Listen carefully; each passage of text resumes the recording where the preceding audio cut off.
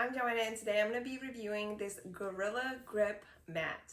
I have had this for 6 months. As you can see, it is in a high traffic area where my dog is sitting currently. I do have 4 dogs, so you can definitely see that we have definitely been wearing this out.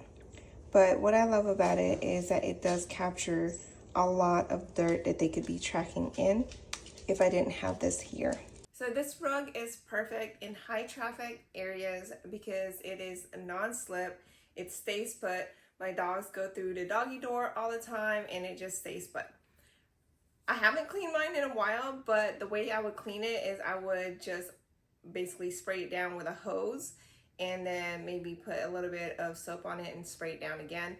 And then what I do is I lay it out to dry. And I've had this for about 6 months now and it's held up pretty well. I love it because, again, I have 4 dogs. It takes up all the dirt instead of my dogs tracking it all inside, especially on a rainy day. If you are in the market for a rug, especially in a high traffic area, I definitely recommend this one.